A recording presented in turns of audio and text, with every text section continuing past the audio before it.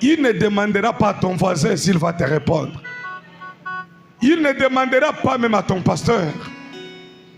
Il est le seul qui connaît ton cœur. Il est le seul qui connaît ta vie. Le seul qui a ton avenir dans les mains. Regarde à lui seul. Ne regarde pas ton voisin. Il est l'espoir de notre vie. Il est notre appui. Il est notre bouclier. Il est notre force. Car il est le père des orphelins. Et il est le mari des veuves. Il est le Dieu des abandonnés, le Dieu des rejetés. Même quand les hommes te rejettent, il dit, une mère peut abandonner son enfant, mais lui ne peut jamais abandonner. Nous sommes très fiers d'avoir un Dieu comme celui-ci. Un Dieu qui ne dort pas pendant que nous dormons.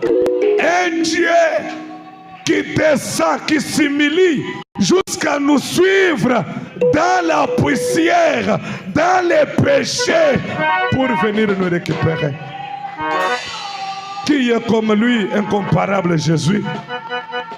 C'est pourquoi David dit dans Psaume chapitre 77, verset 1er, il dit, ma voix s'élève à Dieu et j'écris. Ma voix s'élève à Dieu et il m'écoutera. Frère Branham dit, tu as beaucoup entendu la voix des gens. Tu as beaucoup entendu la voix des musiques, de rock and roll. Mais ferme les yeux. Entends aussi cette voix-là. Une douce voix qui parlait à Élie.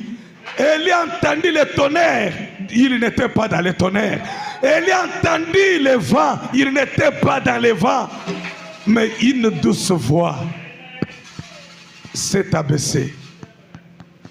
Il a parlé, Élie, Élie, que cette voix, dans l'esprit de méditation, quand tu entres ici, cette voix-là parle toujours. Il te chuchote.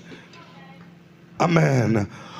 Au jour de ma détresse, je cherche le Seigneur.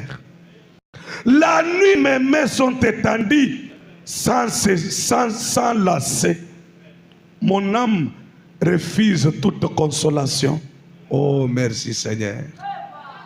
Les hommes t'ont beaucoup consolé. Ma sœur, comment va ta maladie?